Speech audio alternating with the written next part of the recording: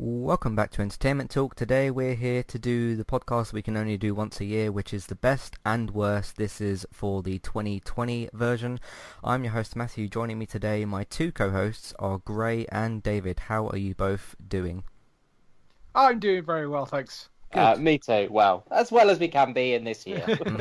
Yeah. Yes, we're not stuck in London, so, So what we're going to do here, we've got lots of different categories, or a few different categories. We're going to go with TV, games, films. We've also got singular selections for just other categories. Some of them are like most disappointing or worst kind of film and game, etc., etc. We'll go through those first, do our usual sort of break, let you know what else we've been up to on Entertainment Talk, and then we're going to get into the other list categories for the best things. So I think I'm going to go straight into mine to start off with. I didn't realise I had this one listed at the top. But I'm going to start off with worst TV show of the year. And I don't think this is going to surprise anybody necessarily. I'm going to go with Titans. The second season of Titans, which started in January. And I've spoken about it on different occasions. I think the structure and just pace and too many characters didn't work for it. I'm still nervous about that for the show's third season because I've heard that they've added some characters and done some other things as well. So we'll see how that plays out. But yes, I think the worst TV show of the year, at least from the ones that I saw. Obviously, we know that there's worse TV out there that we haven't seen as well. But yeah, I'm going to go with Titans Season 2, which was on Netflix in January.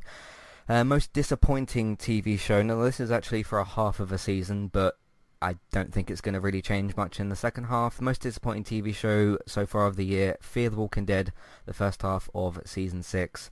I've said before that, The Walking Dead World Beyond and the main Walking Dead show have done a very, very good job of what they've done as of late, but the weird change in format 6 seasons in, with what Ian Goldberg decided to do with this weird kind of, not anthology, but like single focus, single character kind of thing. Certain characters weren't in the show for several episodes, and I just don't think it's worked at all. Yeah, we'll see how it plays out in the second half, but I don't think the format is going to be changing for the second half, so I'm expecting a bit more of the same, but I'm going to go with that. This next thing is a game, and I'm going to give it 4 awards, but none of them are very good. So this is for Worst Game of the Year, Worst Game of the Generation, which might seem harsh, but we are at the end of a generation. We finished with the PlayStation 4, Xbox One games, and Most Disappointing for both of those two things, and that is going to be for Marvel's Avengers. In my opinion, very, very generic gameplay that could have been a lot better. Corporate greed is written all over this game with the battle pass stuff for $15 per character, which is just wildly expensive, and they're going to add characters as well in the future. For a bit of context of this game as well, this is a AAA 2020 Avengers video game, which is kind of thriving off of the success of the MCU, because MCU made Marvel even more popular. This game hasn't made its money back yet, so yeah, usually you'd expect with a game like that, for a big, whether it's good or bad, you'd expect it to at least, make money. You see Marvel, and you'd expect it to at least make its money back, if not make a lot of profit. But as of recently, there's been a lot of reports that the game hasn't made its money back yet, and they are currently losing money on it. I don't know how you manage that with a modern Avengers game, but that's what happened, and very, very disappointed with that. Worst film of the year. Now, this was films in general was a bit more of a difficult one in every way this year, both in terms of picking best films and worst films and most disappointing or whatever, because cinemas were closed for most of the year. They currently are at the moment. In the UK, you can't really go and see Wonder Woman, depending on what tier you're living in or whatever. No. But worst film of the year, I don't think this film's specifically bad. It just stuck out. I had to think about, basically, out of the films that I saw, which one did I think was the worst, and that is Tenet, from Christopher Nolan, the sci-fi, timey-wimey, rewind, however you want to phrase it, film. I thought it tried to be a bit too smart at certain points. I thought that it just didn't really work very well, yeah, just ultimately, I wasn't like, didn't hate it or anything, but just could have been a lot better, and as a result, it is in my choice for the worst film of the year. But again, there wasn't that many films released this year, so that's that. Best actor, I'm going to give to Michael Sheen as the dad in Prodigal Son. I think that's quite a particularly hard role to pull off. I think that there's an odd bit of sort of comedy there, like when he's meeting up with the different family characters, and he goes, "Oh, it's a family reunion," and he's just, I don't know. There's, I know he's a serial killer, he's killed loads of people, but there is a comedic aspect to him, and I think the balance of that, because at some points Michael Sheen as that character can get quite serious, because obviously he's a serial killer.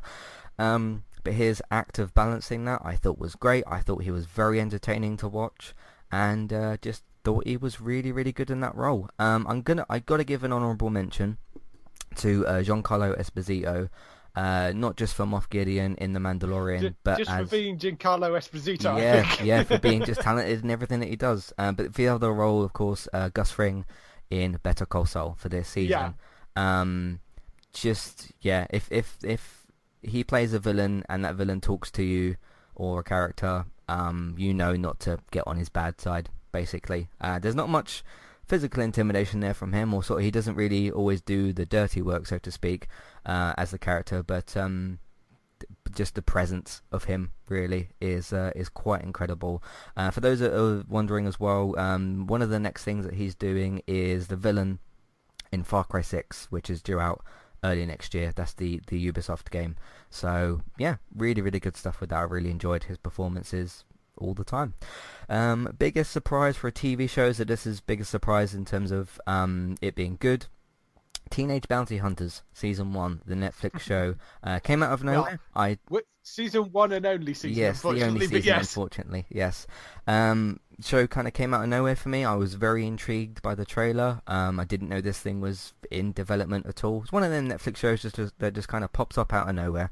It's not a Stranger Things, it's not a Witcher, it's not a Crown, the Crown or anything like that. It's just one of them shows that just pops up for Netflix. Saw the trailer. I think I talked about it maybe on Geektown or something, and I was really delightfully surprised by it. Yes, it's got some sort of cheesy things in there in terms of the comedy. It can be a little bit sort of funny and sort of slapstick and stuff, but never really stupid. I never really felt like I was watching something stupid. But yeah, I thought that was a great sort of surprise this year. It's just a shame that we'll never get any more of it. Best actress, I've got to give it to Rhea Seehorn, because no other awards thing has yet. She's been in, is it 5 seasons we've had of Better Call Saul? Yeah, 5 seasons. The next one is the 6th one. Yeah, she's been nominated a few times for different Emmys. She's never won any of them, and I think that especially with what they did with her character this season, especially with that particular scene in that particular episode, David, I think you know what I'm talking about there. Just really excelled in that role. I thought she was brilliant. There's a lot of other good choices as well, but she's ultimately the one that I sort of landed with as well. And the next 2 choices, which kind of only apply to me because I'm the only one that watches football, the best and the worst player for Manchester United for this season. Not in the Premier League, not in the world, just for Manchester United. Now, there's quite a contrast between these 2 players because they almost should be swapping roles. You've got the worst player, which is Harry Maguire. He is the captain of the team. He's supposed to be the leader. He's supposed to be the one that stops the crosses. He's supposed to be the one that clears the ball with his head, because he's supposed to be good in the air with his head. He's supposed to score headers with the ball or score goals, and he doesn't really do any of those things very well. I don't think he was very good yesterday in the game either. I know that we still won 6-2, but I don't think he was very good in that game either, and still don't really know why he's the captain, and nobody else in the fan base really knows why he's the captain as well. He was there for 5 minutes. De Gea was dropped as the captain for some reason, and then he took the armband. But but best player for Manchester United, Bruno Fernandes, who signed in January, signed for the team and just completely uplifted the entire team. You could say arguably he got us into the Champions League at the end of last season, and I think we would be struggling a lot more in this season if we didn't have him. It's funny really, because out of these 2 players, Maguire, the one who's more quiet, as the actual captain, and Bruno, who's the one who's more vocal, probably should be the captain. But that is the way that things are with that. So those are my singular selections. I'll go to Gray first. What are your sort of singular selections? So it's incredible, Matt. You asked me to do this list, and we don't confer at all until now, and it's a surprise. But we have actually agreed on most disappointing TV show, and I absolutely agree with you. Titans is my disappointing TV show of the year.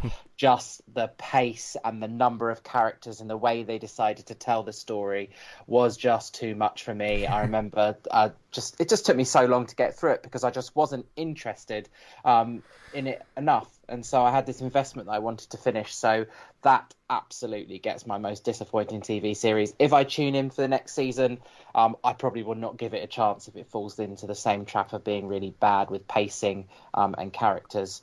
For most disappointing film, now that, I'll talk about my films later, but I've only actually seen 6 films that were released in 2020 in 2020. So I've chosen the top 5. I'd just like to remind people that Gray was originally hired on Geek Town as our film reviewer. But I obviously have been through it. Yeah, well, I was employed as a film reviewer, but me and the cinema fell out. Yes. Yeah, and then it closed. Yeah, and then it closed. Yeah, and then, I mean, you have an excuse this year at least. Yeah. So, So I am trying my hardest to watch a lot of films at the moment, but they're not obviously 2020 films. And the one I was most disappointed with, it was actually the one I've watched most recently.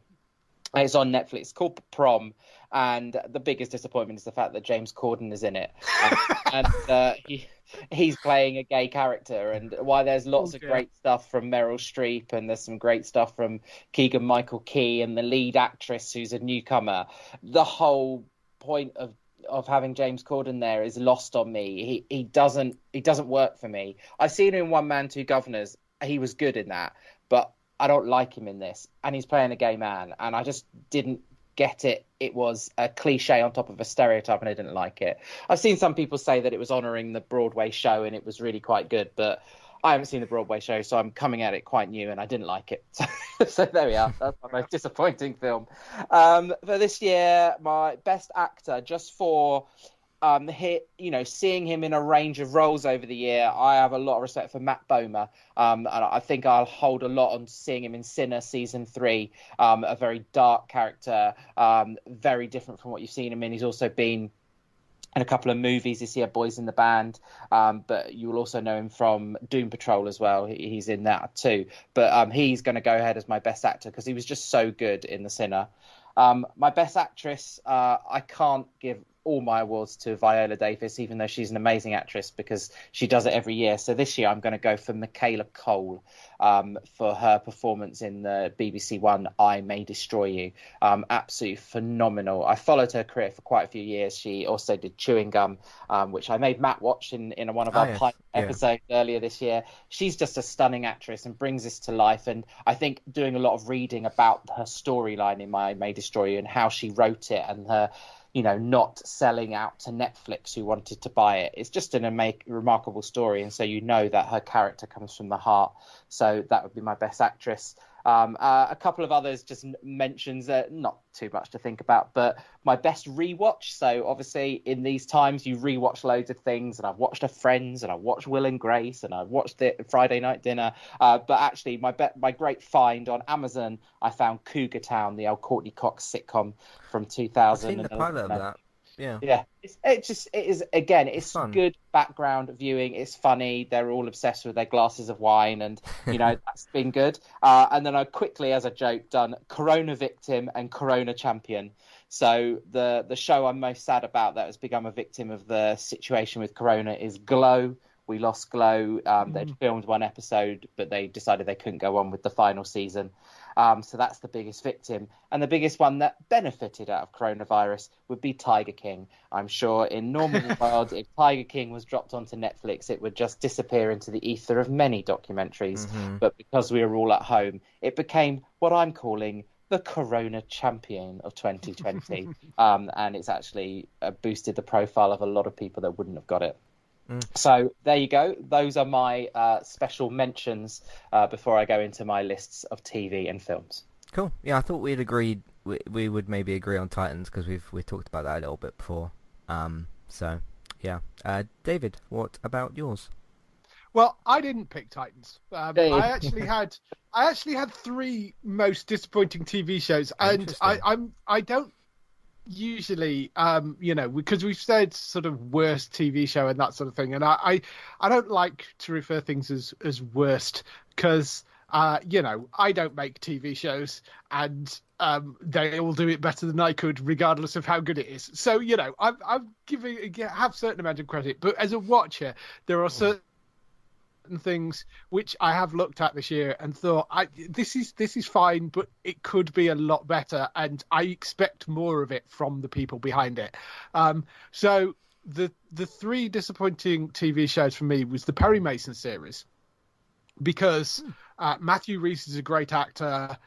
Roland Jones and Ron Fitzgerald were the people behind Weeds, and they also they did Bulwark Empire they were involved with as well. So there are decent quality people behind it, and it's also from Robert Downey Jr.'s production company. So you put those things together and it should be a much better show than it is. And I know it connected with a lot of people. It's just I have only watched the first episode of it, I will also stress, and it's one that I do want to go back and watch more of. Just because I'm told it gets better, but that first episode is such a drag, and the cast is really good. Across the board, it's a really solid cast. It's just that opening episode just didn't work for me at all. So that will be my first one. I think that sort of should do a lot better. The other two shows, Space Force, the Netflix series, which was Greg Daniels and Steve Carell who came up with it, and Greg Daniels, of course, is one of the Office guys and has done a multitude of other things, and one of his other shows is actually will pop up later as well. But that again, I know it came out of a stupid internal joke at Netflix about them laughing about the idea that they'd announced this thing called Space Force and they were imagining what it would be. And it actually was a backwards idea because it came from Netflix, and they went to Greg Daniels and Steve Carell and said, hey, do you want to make a TV show about this? And they worked it backwards from there. So the idea itself was Netflix's.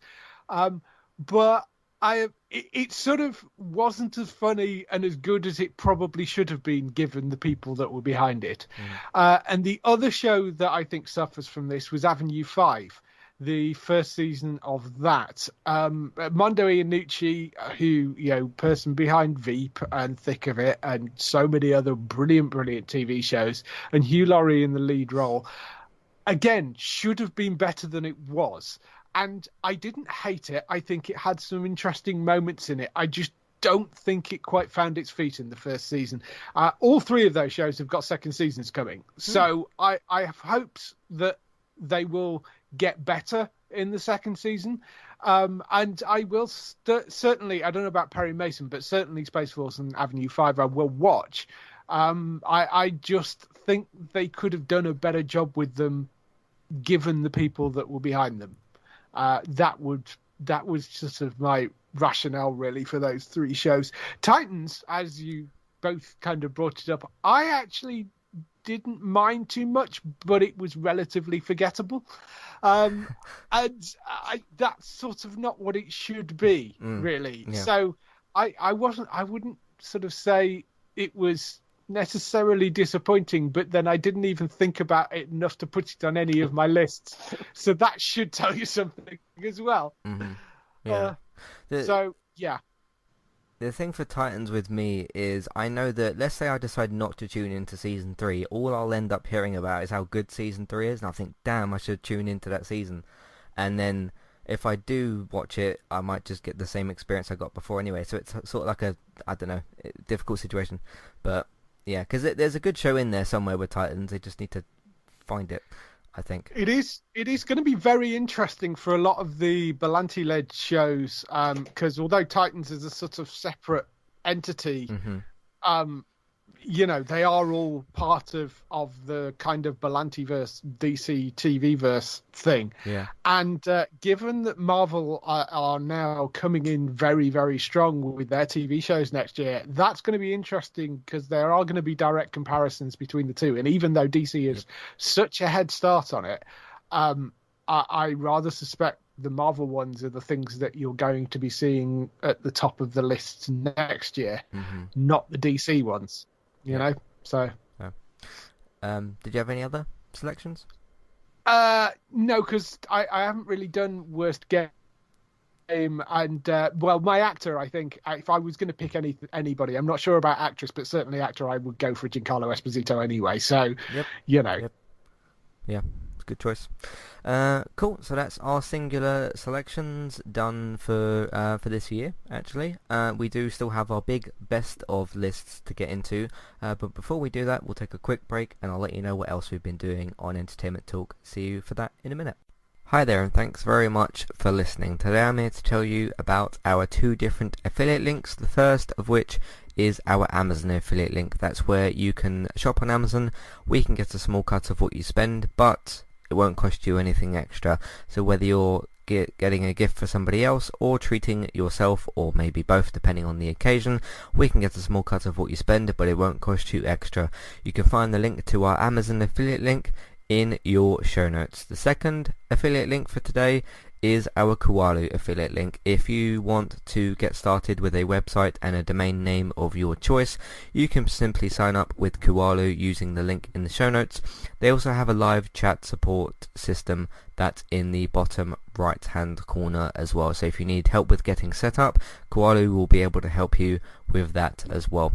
The links for both of these can be found in your show notes for Kualu and the Amazon affiliate link. If you would like to get the ad-free versions of Entertainment Talks podcast and support us along the way, you can simply sign up over on our Patreon page. You can sign up either as a creator or as a patron. There's no difference there for the time being, and you can get your ad-free podcasts over there. It's a great way to support us on Entertainment Talk and to get rid of the ads and get your ad-free podcasts. You can also support Entertainment Talk on Patreon at the $3 level tier. This gets you a chance to request a review from us of your favourite TV show or film, but it's 1 per month, so 1 TV show or film review per month. It's up to you which one you want to choose. We will watch a few episodes of the TV show that you choose, or of course if it's a film, we'll just watch that film and we will review that for you on that month. And then when it gets to the next month, you can request a new TV show or a film review of your choice. That's $3 level tier. That does also of course include your ad-free podcasts for the month as well. Thank you very much for listening and enjoy the rest of the show. Alright, recently on Entertainment Talk, we did our Gaming Talk podcast last night, me and Robert, and we talked about our impressions, our spoiler-free impressions of Cyberpunk 2077. Not a review for the game, neither of us have finished it, but we have played a good few hours of it, and we wanted to give our impressions and talk about some news, some big news for the game, and all sorts of other things. So if you want our impressions, that is also in a separate podcast segment as well, so if you want to listen to that individually, you can do as well. Speaking of TV, we did me and Robert also did our season 2 review for The Mandalorian, gave it a must-see rating, which may give some hints as to some selections later in the podcast, but did our spoiler-free, spoiler-split review for that, talked about what they might do in the future with Star Wars, because there's lots of options and all that sort of thing. Yeah, so we talked about Mandalorian Season 2 and talked about, how good the season was, that kind of stuff, did a Season 2 review. So that's that for The Mandalorian. Also in the Gaming Talk podcast, we talked about the Game Awards themselves, the official Jeff Keighley Game Awards. Last of Us getting, I think it was 7 awards. Game of the Year and a whole bunch of other things. Ghost of Tsushima won a few things, and we talked about some of the trailers as well from the Game Awards, so you can check that out. As I mentioned a few minutes ago, Manchester United beat Leeds by 6-2. It was very, very enjoyable to watch. It's good when you score 6 and don't let that many in. So that was really, really good, and Manchester United will return tomorrow in the Carabao Cup quarter-final to play against Everton, so we'll see how that goes.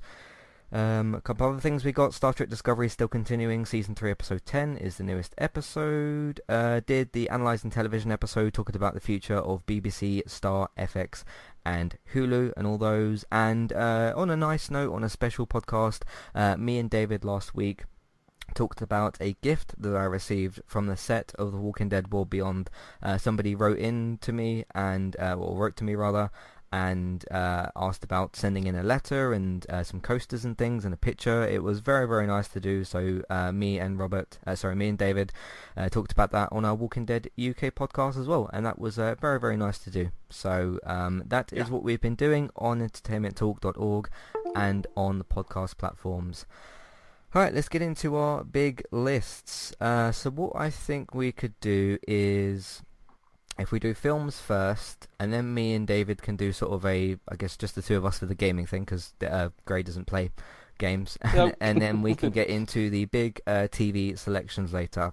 So I'm going to start with my films, and then we'll go with one of you after that. So I've got 7 on my list. I'm actually surprised I've even got 7 on my list, because I think, David, you said about having 3, and Gray, you said you had like 4 or 5 or something, but I have got 7 on my list. So number 7 at the bottom is Enola Holmes. This is the Netflix film which has Millie Bobby Brown as Enola, who is Sherlock's sister, and then Sherlock Holmes played by Henry Cavill, who's played quite a few good roles recently as well, like Superman and Geralt of Rivia in the Netflix Witcher series.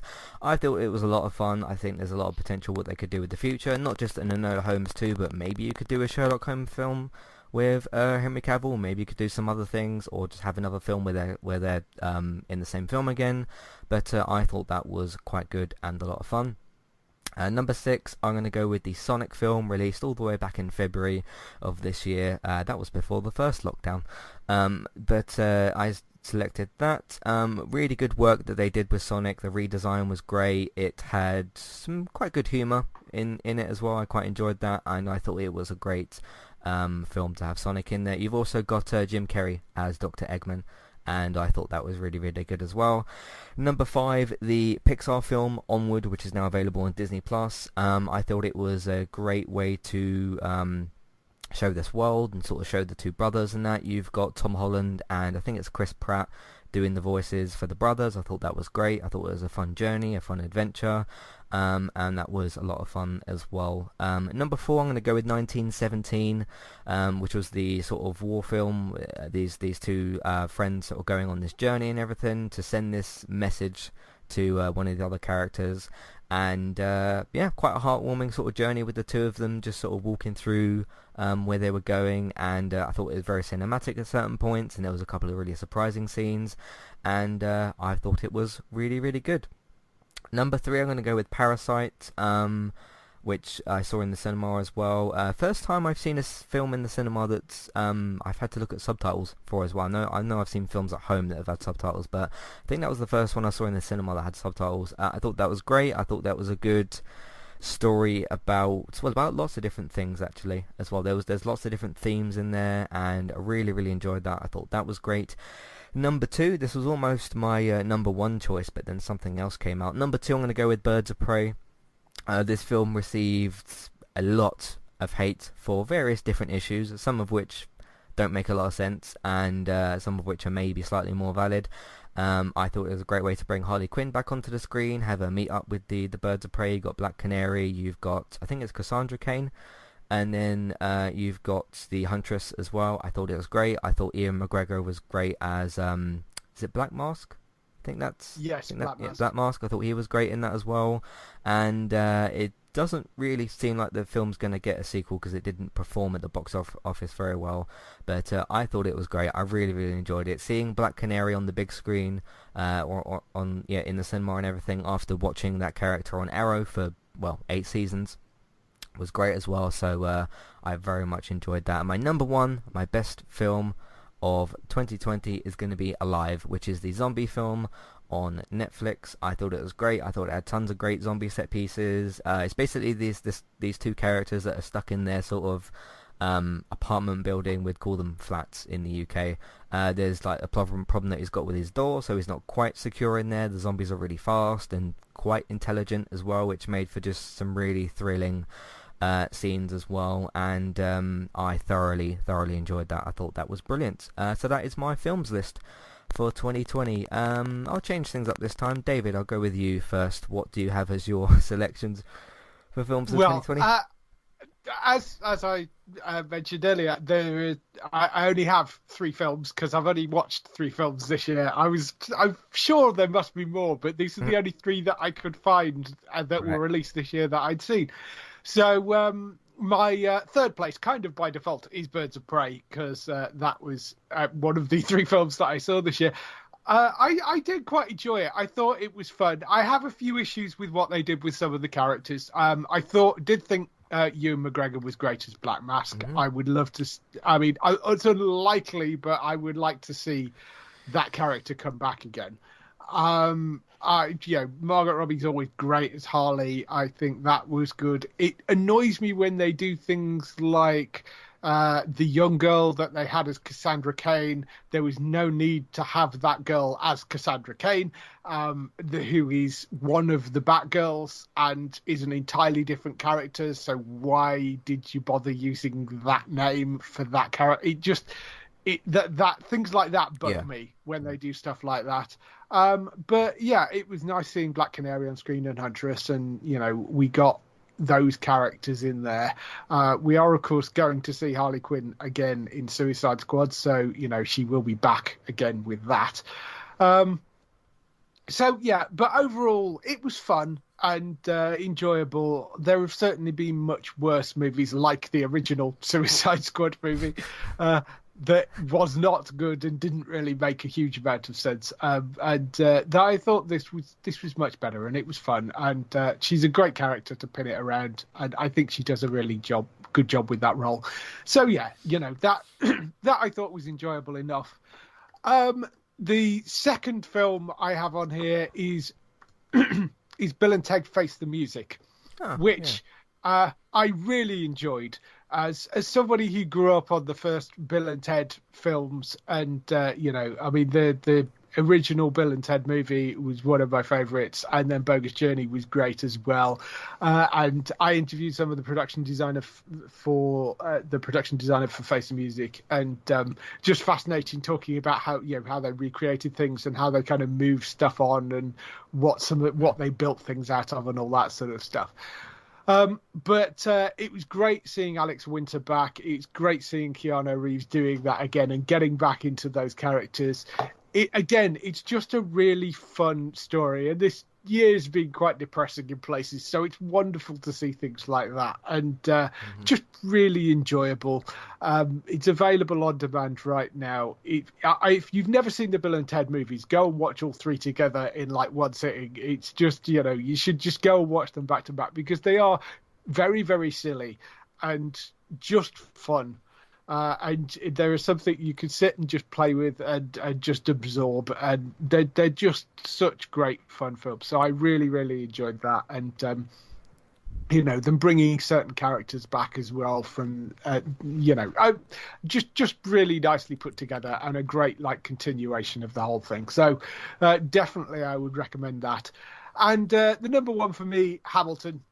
Which I know is a bit of a cheat because it is basically a film of a stage show, but I mean, what a stage show. And they did a really good job with the film version of it as well, the musical version of it, which, I mean, essentially was the original Broadway cast. They filmed it and put it on Disney+. I mean, it just works so well.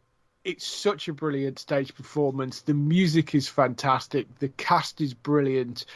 And it's the whole thing from start to finish.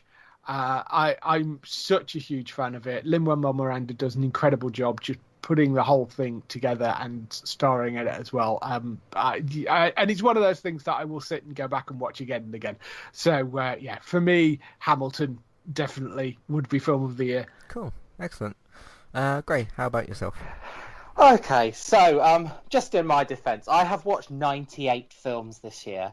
However, I'm watching a lot of films, sort of catching up on them. That includes obviously a Marvel rewatch as well. So I've only watched 6 films from 2020, and I'm really glad to say 5 of them that made my top 5. You have 4. Each of you have mentioned 4 of them. So I'm going to go through mine. I'm also a very contextual film watcher. So a lot of these come with the context of when I was watching them, who I was watching them with, which make me enjoy them more. So in at 5, sharing your 5th place as well, Matt, is Onward, the Pixar film. I really enjoyed that. I watched that on a rainy Sunday. I was all like comfy on my sofa, and it was just really warming, and was really good to look at the relationships between brothers and about their father, and that was really nice to watch. So that was my number 5. Really good show, and I'm also looking forward to their Christmas Day release of Soul on Disney Plus as well. Yes. Yeah. In at 4, on your list, Matt, was Enola Holmes.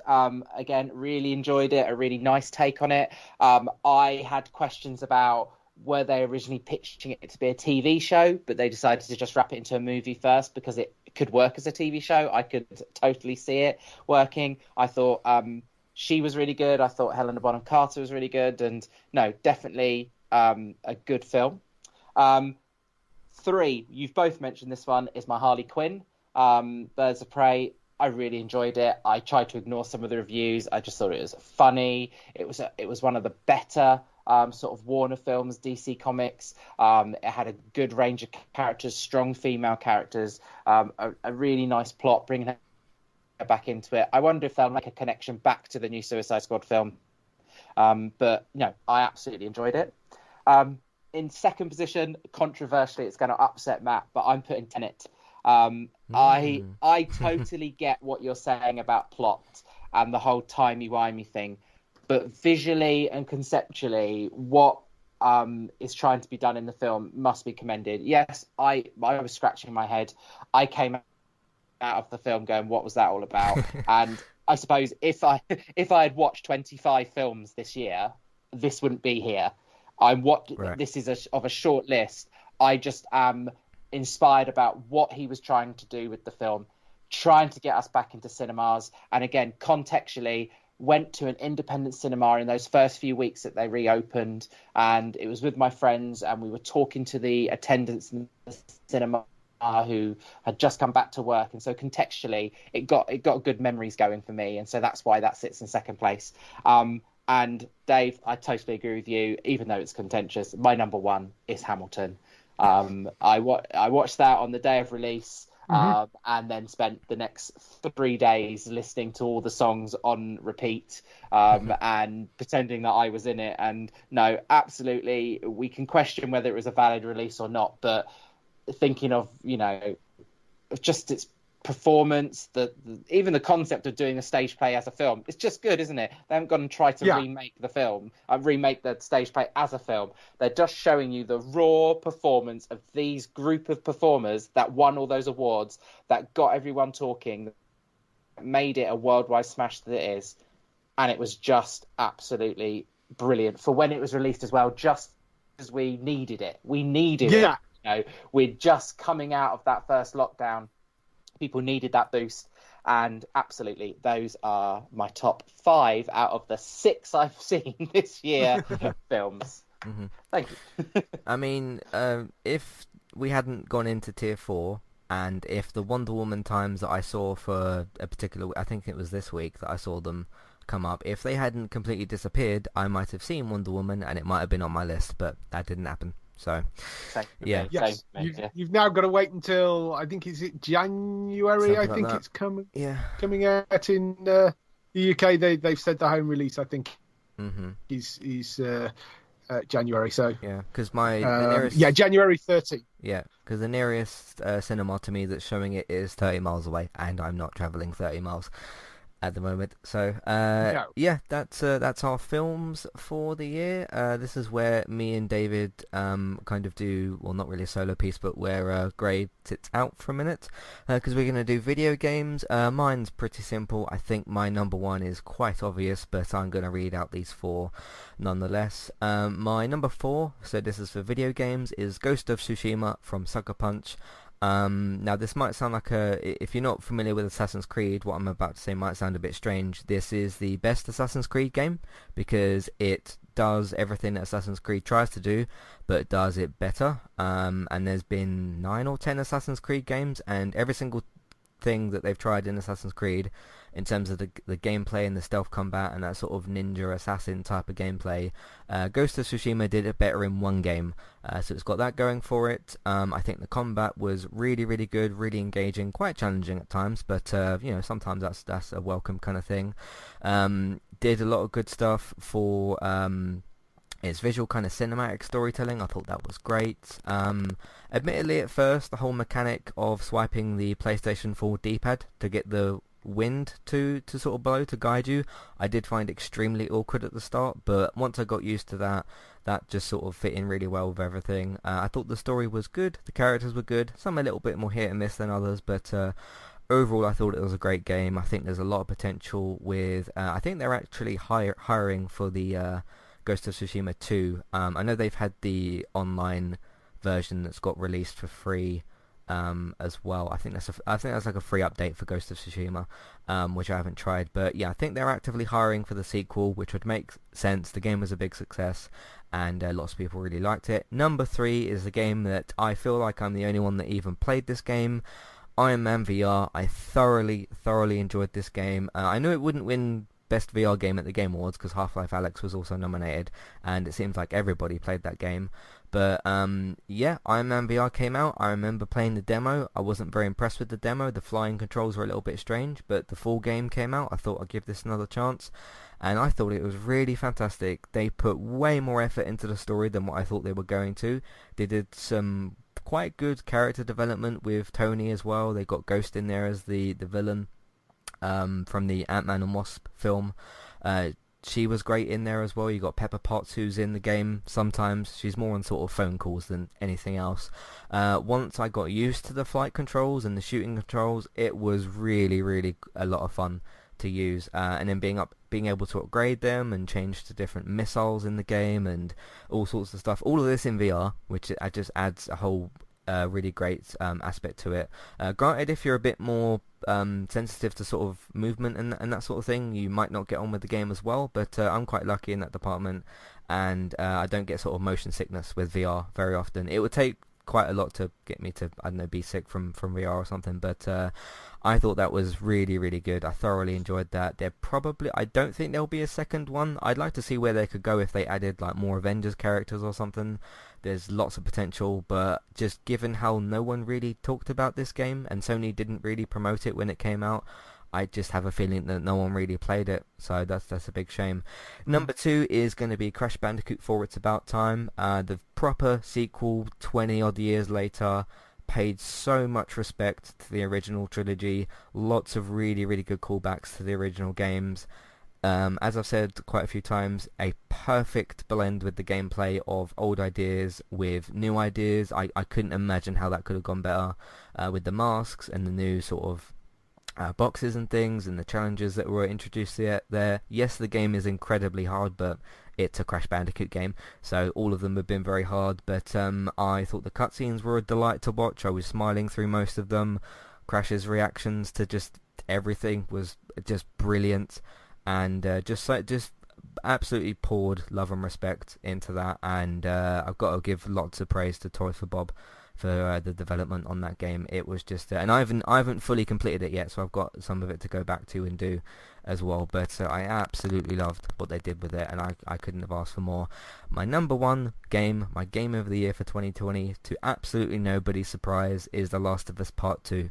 A game that is just incredible in every single department that it tried to do things in. I thought the story was very risky, very ambitious. For some people that didn't really work. For me it did incredibly well in that department. The gameplay, the technical aspects of the game, the amount of different things that you can do with the gameplay, the way that the enemies react to you, the way that you can injure certain enemies, like you can sort of shoot their legs and they'll sort of get injured from that and things. Yes, you've got to kill a lot of dogs in the game as well, otherwise they'll kill you, but hey, in a world like Last of Us 2, you've got to do what you've got to do to survive. I thought that they evolved the gameplay from the first game really well, just added so many good things, and it's just, I think it's just such an achievement of a game.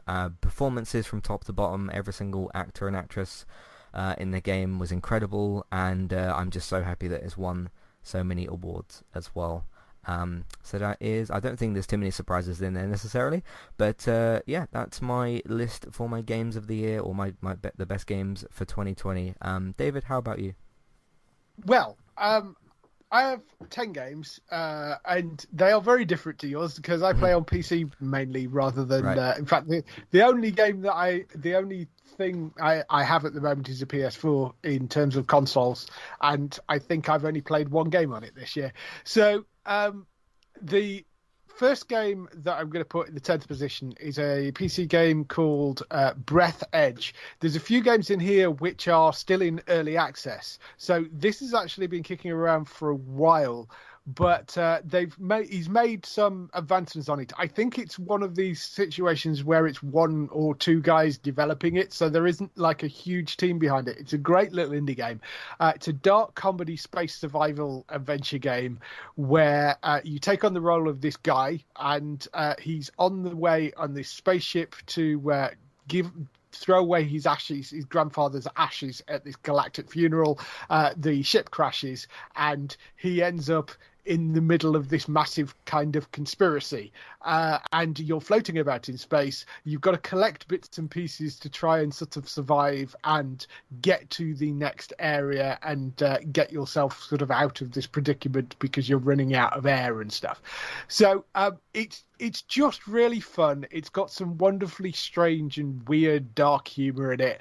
It's well worth picking up. As I say, it's in early access at the moment, so it's not actually completely finished, but they have made a lot of progress this year on it, and I suspect it's probably going to get fully released next year, but it is looking really, really good. So there is that, which I really, really enjoyed. There is a game called Phoenix Point, which is a turn-based tactical combat game, which actually came out in December last year. So I think we're allowed that because it's some it was after some December things you don't get to until like the next year. Yeah, exactly. So Phoenix Point, it's like a sort of XCOM style turn-based tactical shooter. The Earth is overrun. You've got this mutating alien menace which is kind of threatening to take out the remnants of mankind. There's various different sort of global places where mankind have set up, and there are these different groups which are set up, and they give you different levels and different types of technology. So you are part of Phoenix Project, which is the secret organization of the best minds and the bravest soldiers on Earth that are sort of there to repel the invasion. So it's very, very much like XCOM. If you like those XCOM games, you'll love this. It's a really nice, different way of doing it. I like although the sort of tactical combat is very similar, the kind of story that they put behind it, I think is quite nice and different enough from the XCOM stuff to be able to kind of leave it away. And they've added an extra layer of bits and pieces on it as well, which I think work really, really well. So that's Phoenix Point. Mars Horizon, which is this great little space game, because I love the space games, and particularly the ones that are based around sort of real world ideas.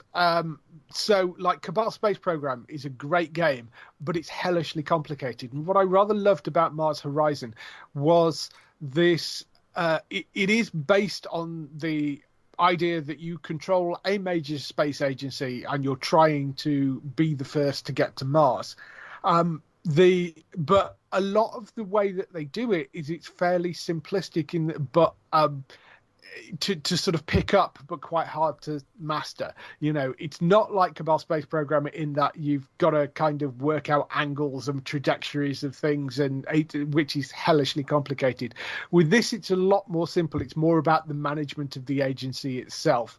But the way that they've managed to put that together, I think they've done it in a really kind of interesting, simplistic but engaging way, in terms of the little puzzles and stuff that you have to sort of figure out how much energy you need to be able to kind of use on a particular rocket to be able to get to a certain level so it sort of you can do all the experiments that you're supposed to be doing at that point, you know. So it's well worth picking up. It's not particularly expensive. I don't know whether it's just out on PC at the moment or whether you can get it on other platforms, but that's worth picking up. Speaking of XCOM as well, XCOM Chimera Squad, there was a new version of the XCOM game that came out, which is more straight story driven than some of the other XCOM games, set after the events of XCOM 2. So you're in a world where the sort of humans have won and seen off most of the sort of alien overlords that were in charge previously. So it's 5 years after the events of XCOM 2, and there's sort of this uneasy peace where the aliens and humans that are left are trying to coexist. So Chimera Squad's almost like a sort of an extension of a police kind of agency. So you're being sent out on jobs to try and sort of track down these bits of illegal activity, and I think it's a nice little extension to the XCOM universe. You know, it's an area that we've not really seen before. It was a much cheaper game. It's, you know, rather than being the usual sort of £30-40, it was like 20 quid when I picked it up, and there's a good sort of 20 hours 30 hours of gameplay in there, and it's really, really enjoyable, and certainly worth picking up if you're a fan of the XCOM series. Subnautica Below Zero is another one which is in early access at the moment, or should be releasing early in the new year.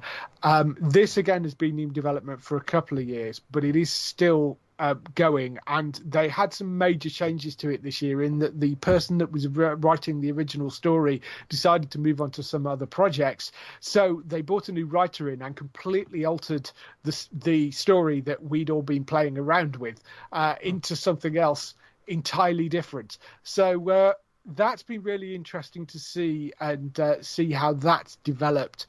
They're at quite a nice stage now where I've actually kind of put it down for the last few months because I don't want to spoil kind of where it ends up going. But if you don't know the Subnautica series, the original game was one of my favorite games ever made.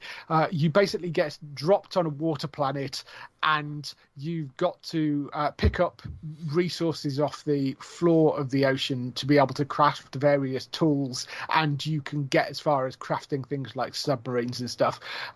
Below Zero is an extension of that, which adds you, again, being crashed on a new planet. You're a different character, you're crashed on a new planet, and this one has the added thing of there's frost everywhere, so it's a very cold environment, so there is a chance that you can actually freeze, and you are also swimming around in the ocean, but there is larger land areas to deal with in this as well.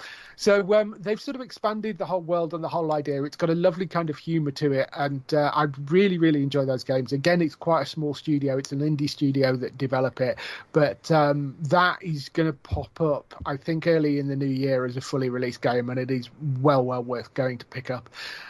My fifth place is Satisfactory, which I picked up this year, which again is another one that's still in early access. But they've released a bunch of updates for it over the year as well. It's by a company called Coffee Stain Studios.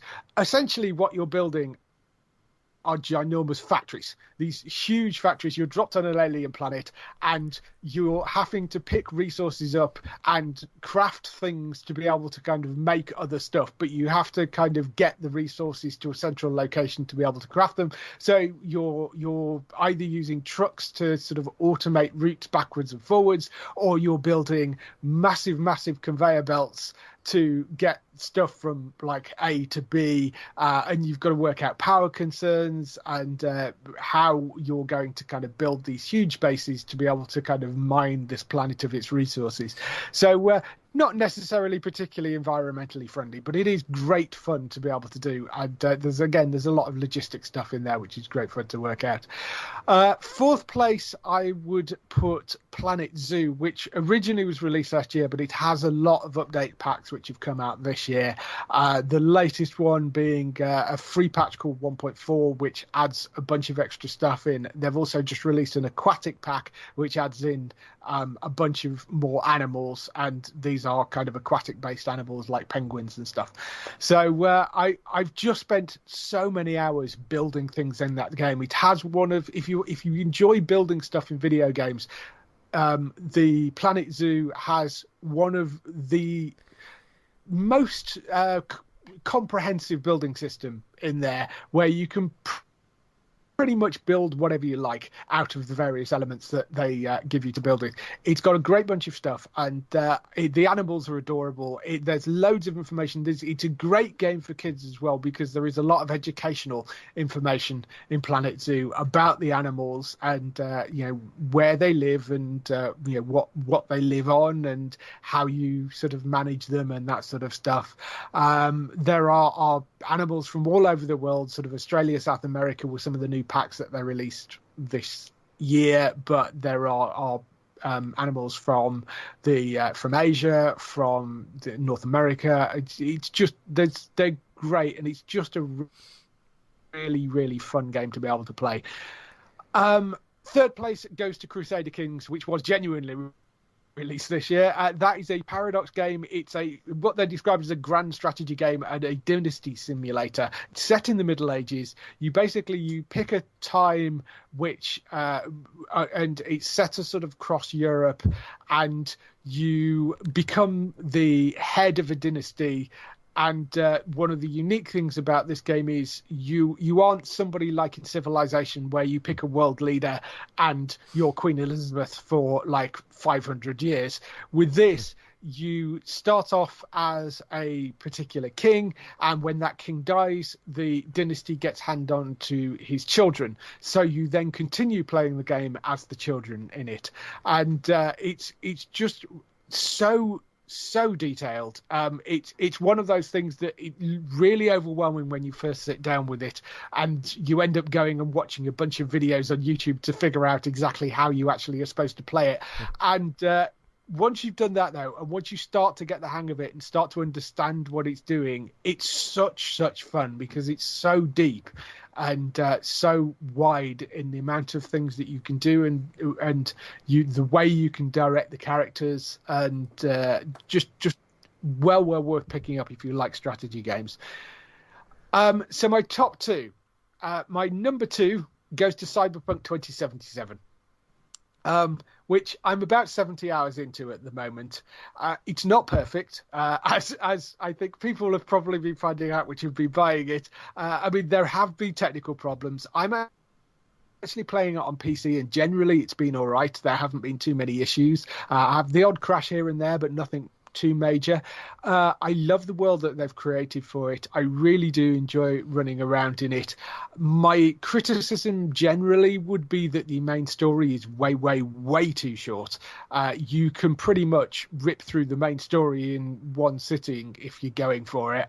It's fairly easy to get through that, and that's slightly disappointing, given that it comes from CD Projekt Red, and The Witcher literally would go on for hours. And yes, there was a lot of side quests in that as well, but the main story was also pretty hefty in that game, and it just isn't with Cyberpunk. It's fairly short, the main story. There is an awful lot of stuff on the periphery to do, and that is very well crafted. You know, there is a lot of additional story content in there, but I would have liked to have seen them extend the main story out of it a bit more. But graphically, it looks great. It's actually running okay on the PC version. I know there have been issues with the PlayStation, some quite major issues with the PlayStation, but I still think it is worth picking up, and hopefully it is one of those that manages to pull itself together and doesn't end up pushing them down a Bethesda route. And my number one game, ironically, is the one thing that I have played on console this year, Spider-Man Miles Morales.